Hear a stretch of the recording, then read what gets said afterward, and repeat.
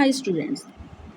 তো আজকে আলোচনা করব পলিটিক্যাল সায়েন্সের একটা খুব ভালো টপিক। এটা হলো সাইবার সন্ত্রাসবাদ।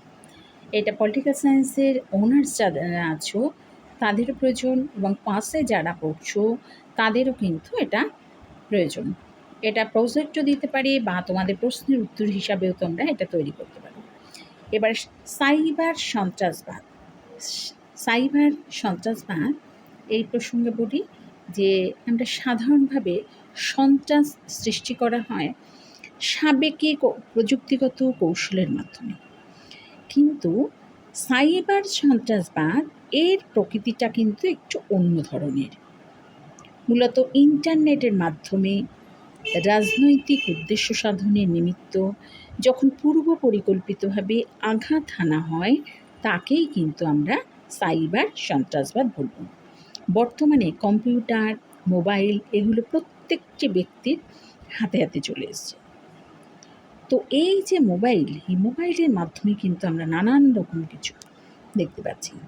তো সাইবার সন্ত্রাসবাদের যদি সংজ্ঞা বলে তাহলে তোমরা এরকম বলবে যে ইন্টারনেটের মাধ্যমে রাজনৈতিক উদ্দেশ্য সাধনের নিমিত্ত যখন পূর্ব পরিকল্পিতভাবে আঘাত আনা হয় তখন তাকে সাইবার সন্ত্রাসবাদ বলা হয়। তো কম্পিউটারে প্রোগ্রামের অথবা কম্পিউটার সংগৃহীত তথ্যের ওপর এরকম কিন্তু আঘাত আনে, আর গুপ্তভাবে সংগঠিত কোনো গোষ্ঠী এরা কিন্তু একদম সম্পূর্ণ লুকোনো আকারে হয়ে থাকে।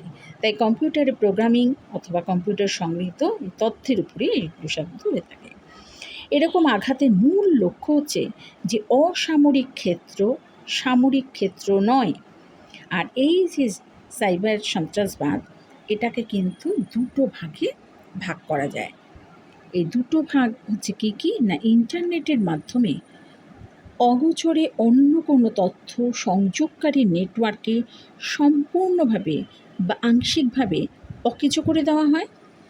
আর এর ফলে কম্পিউটারে যে সমস্ত তথ্য থাকে এই বিবৃত তথ্য ক্ষতিগ্রস্ত হয় এবং সেটা কিন্তু আর ব্যবহার করা যায় না, অর্থাৎ অব্যবহারযোগ্য হয়ে পড়ে। আর এছাড়াও বলি 2 নম্বর হিসাবে যে ইন্টারনেটের মাধ্যমে কোনো বিশেষ ধর্মীয় বা রাজনৈতিক বা সামাজিক আদর্শের প্রচার করা হয় যা সাধারণভাবে হিংসা বা উত্তেজনা সৃষ্টি করে। তাই এক্ষেত্রে আমরা বলতে পারি যে সন্ত্রাসবাদের একটা বিশেষ আইনগত সুবিধা হলো, যেহেতু এই সন্ত্রাস অপরাধ কোনো একটি বিশেষ দেশের মধ্যে সীমাবদ্ধ থাকে না অথবা কোনো দেশের মধ্যে ভৌগোলিক সীমার মধ্যেও সংগঠিত হয় না, ফলে দেশীয় আইন এই ধরনের অপরাধ দমনে কিন্তু অনেক সময় পারে না, অর্থাৎ অপারক হয়।